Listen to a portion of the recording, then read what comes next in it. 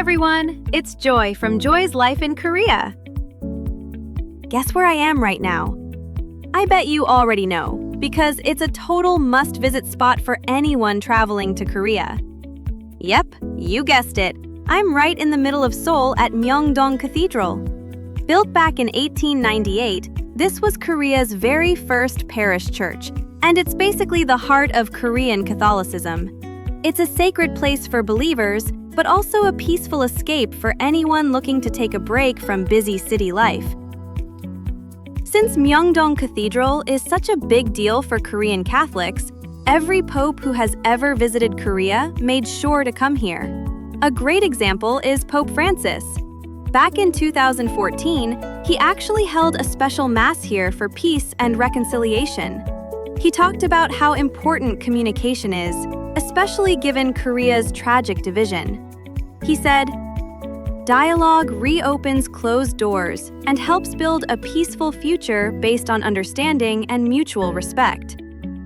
He also mentioned that true peace starts when both North and South Korea stop seeing each other as enemies and start looking at each other as brothers and sisters. At the very end of the Mass, he shared a heartfelt prayer, saying, "I pray for peace to come to the Korean peninsula." Looking back, Pope Francis, who is often seen as a symbol of peace, really seemed to have a soft spot for Korea.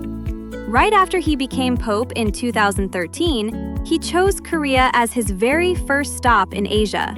Plus, whenever he met Korean cardinals, he would always tell them, "I truly love Korea." When he visited, he actually made headlines for being so humble.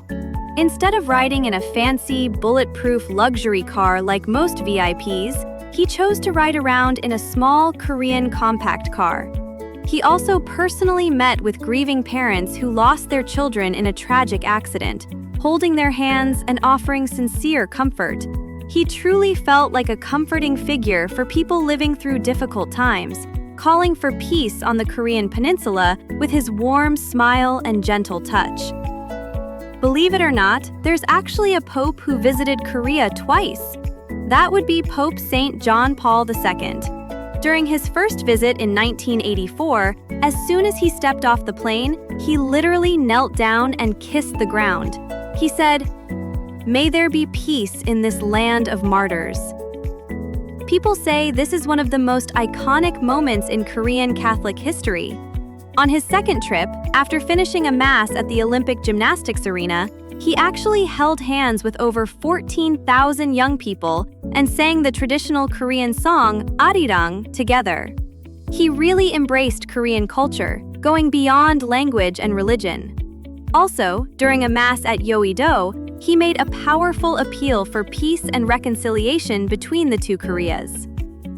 Pope St. John Paul II was originally from Poland, and while studying Korean history, he found that Korea and his homeland actually shared a lot of similarities. That's probably why he loved Korea so much. Whenever Korea faced disasters or tragedies, he always sent messages of comfort. He even sent $300,000 worth of relief aid to North Korea. And during the 2000 Inter-Korean Summit, he publicly celebrated and supported it during a prayer service at St. Peter's Square in the Vatican. He was even positively looking into visiting North Korea, though it didn't end up happening due to scheduling. It's clear that he deeply cared about peace and coexistence on the Korean peninsula. To be honest, at first, I used to wonder why world leaders and presidents always head to the Vatican to meet the Pope. But when I think about it, the Pope isn't just the spiritual leader for 1.4 billion Catholics.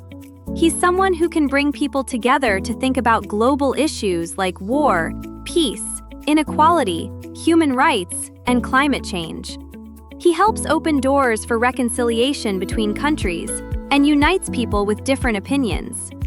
Even Pope Leo XIV, who was just elected in 2025, chose "Peace be with you all" as his very first message after becoming Pope.